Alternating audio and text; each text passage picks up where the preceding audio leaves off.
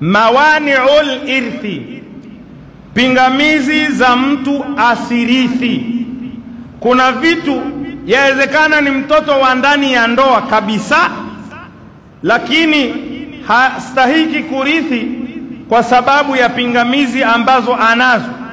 Wayamna'u ash-shakhsa min al-mirathi wahidatun min ilali thalathi, riqqun wa qatlun wa ikhtilafu dini, fafham falaysa ash-shakku kal yaqini.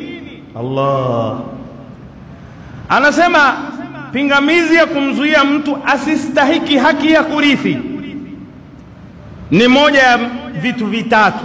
Kwanza, mtu mwenyewe kama ni mtumwa. Yawezekana wakati ule wa utumwa baba yako yuko lakini maskini hana hela za kukukomboa kwa bosi wako, amekufa baba yako. Uislamu unazuia wewe mtoto kwenda kurithi kwa yule baba yako. Kwa sababu gani? Kwa sababu anachokimiliki mtumwa ni cha bosi wake, si chake. Sasa tutakwenda kumpa mtu kitu, si yule bosi si mrithini hapa. Tukimpa huyu mtoto huyu, mali hii itakwenda kwa yule bosi, kwa hiyo atachukua mtu si mwenyewe, hapewi mirathi. Umeelewa? Wa kwanza huyo. Wa qatlun, pili mauaji. Na hapa kuhusu kuua, leo tutazungumza katika madhhabu Shafi'i tu, kwa sababu ni swala lina khilaf. Leo sisi ni madhhabu gani? Tutaeleza hayo mengine insha Allah wakati mwingine tutaeleza. Leo tunaeleza madhhabu Shafi'i. Je, mtoto wake au baba mwenyewe kahusika katika kasababisha kifo cha huyu, je, anastahiki kurithi? Bwana Mtume Muhammad sallallahu alayhi wasallam anasema, laisa lilqatili min tarikati almaqtuli shay'un, hastahiki muuaji katika mali ya muuliwa wake, hastahiki kurithi chochote, hata kama kibakuli haruhusi kurithi. Haruhusi kurithi hata kama sahani haruhusi kurithi. Hapa kuna vitu kadha. Tamko lililokuja katika hadithi hii linasema shay'un.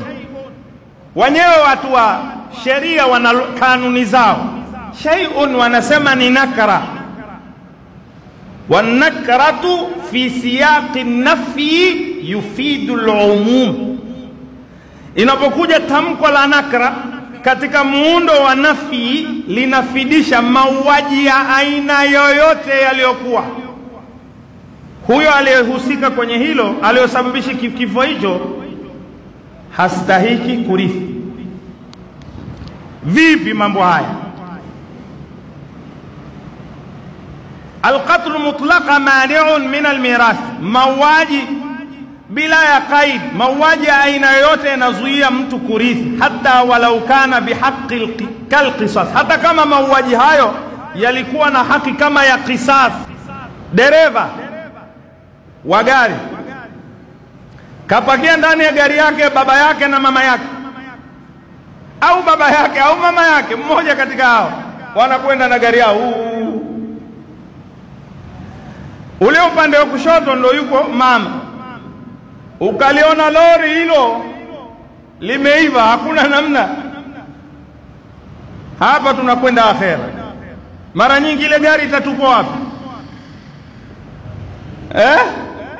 Yule dereva atapeleka gari wapi? Kule alikuwa yeye au kushoto? Na kule kushoto kuna nani? Kuna ikatokea kujitetea namna hiyo, kaikopesha gari, mama kafa au baba kafa, ana haki ya kurithi. Sijui mnaelewa? Wewe boda boda umepakia baba yako hapo, waona hii hatari, tunakufa hapo. Ukachomoka pale ukajinusuru, hujafa mzeka, urithi. Umeua, umesababisha kifo. Sijui mnaelewa au nasema mwenyewe? Haya yanapatikana katika hadithi ile aliyosema bwana Mtume, laisa lilqatili min tarikatil maqtuli shay'un, hastahiki kurithi. Yani maelezo ya bwana Mtume sallallahu alaihi wa alihi wasallam. Umechimba shimo wewe mtoto hapo nyumbani kwako, shimo la choo,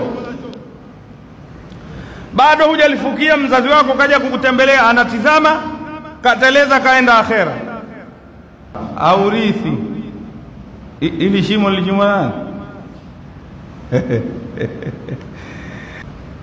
Mauaji ya aina yoyote yatakayotokea, huyu aliyemuua mrithini wake hatostahiki kurithi, uwe umesababisha kifo au umefanya moja kwa moja kumuua yule mzazi. Mathalan, wewe ni kadhi, wewe ni jaji, wewe ni hakimu, imeletwa kesi, baba yako kampiga mtu huko, sio lazima baba, hata kama ni mwanao kampiga mtu huko kamuua, na wewe ndio uko hakimu pale unahukumu, ukatoa hukumu kwamba huyo auawe, wewe huna mirathi kwa sababu umesababisha kifo cha huyo. Umeelewa? Ikatokea wewe ndio mtekelezaji wa kimahakama katika kutekeleza hukumu ya uuaji.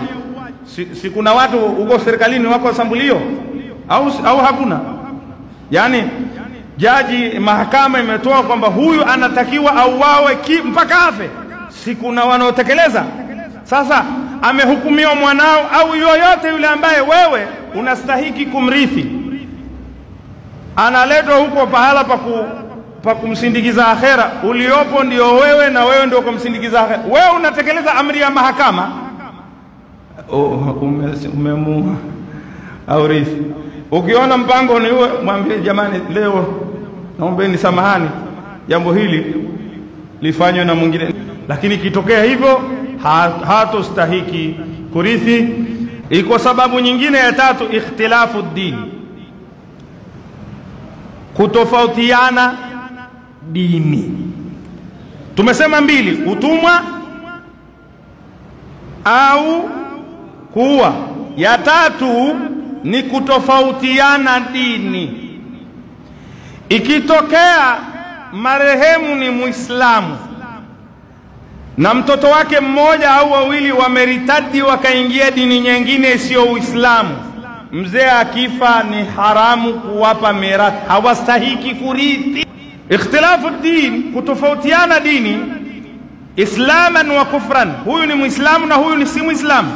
Fala yarithu almuslimu alkafira wala alkafiru almuslima, hairuhusiwi, ni haramu, ni marfuku Muislamu kumrithi asiyo Muislamu, na asiye Muislamu kumrithi aliye Muislamu.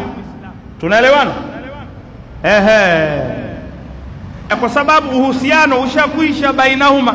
Mtoto akisharitadi hakuna uhusiano tena yake, yeye ni sawa na mtu mwingine kwako, kinachounganisha kimeondoshwa. Haya tunasema lilhadithi, kufuatia maelekezo aliyotoa bwana Mtume Muhammad sallallahu alaihi wasallam, anasema la yarithu alkafiru almuslima wala almuslimu alkafira, ni haramu kafiri kumrithi Muislamu na Muislamu kumrithi asiye Muislamu. Akhrajahu al-Bukhari wa Muslimu. Mathalan, mtu aliishi maisha ya anayojua mwenyewe, kaishi na mwanamke si Muislamu, sawa, wakazaliwa watoto wote wa Yesu na Maria, wanakwenda mpango huo. Tunaelewana? Sasa basi, akisha kufa ile ndugu yenu, wale watoto hawarithi. Hawarithi, wanakwenda kurithi wale wanaostahili kurithi. Tunaelewana? Lakini na nyinyi ndugu mna makosa. Vipi mnamwachia ndugu yenu anaishi maisha haya? Kwa hiyo ikija kutokea kweli nyinyi ndio warithini, wakagoma wale, kwa sababu na nyinyi mlikosea, kwa nini hamkumzindua yule ndugu yenu? Unachokifanya hiki kitatusumbua endapo utaondoka, acha hii tabia. Ozesha huyu au Muislamu au watoto wasilimu waingie katika Uislamu. Tunaelewana Waislamu? Ikhtilafu din, hairuhusiwi Muislamu kurithiwa na kafiri na kafiri kurithiwa na Muislamu. Wayara baadhi sahaba, lakini baadhi ya masahaba wa bwana Mtume Muhammad sallallahu alaihi wasallam wanaona kama Muadh ibn Jabal wa Muawiya wa Muhammad ibn al-Hanafiyya wa Masruq anna al-muslima yarithu muwarithahu al-kafira, kwamba muislamu anaruhusiwa kumrithi yule ndugu yake ambaye si muislamu. Muislamu tu, sio kinyume. Ndugu yako aliritadi, amekufa, Uislamu kwa baadhi ya masahaba wameona kwamba ile mali itaenda kwingine, ichukuliwe irudi huku nyumbani. Tunaelewana? Lakini sio kinyume kwamba yeye aliritadi alafu akafa, wewe ukafa aje, sio kinyume. Tunaelewana Waislamu au hatuelewani? Ama wenyewe kwa wenyewe, Wakristo kwa Kristo, huko watarithiana. Wayahudi kwa Wayahudi wanarithiana, Wabaniani kwa Baniani wanarithiana wenyewe kwa wenyewe. Tunaelewana? Lakini sasa kesho inshallah tutakuja kuzungumza mirathul murtad, mirathi ya alirtadi. Je, hawa ndugu ndio kweli wanakwenda kurithi? Kwa sababu kuna hadithi imesema hakuna kurithiana kumrithi alortadi. Je, zile mali zake huyo alortadi zinakwenda wapi? Kesho inshallah tutakuwa na kipengele hicho. Wa sallallahu ala sayyidina Muhammadin wa ala alihi wa sahbihi wa sallam, walhamdulillahi rabbil alamin.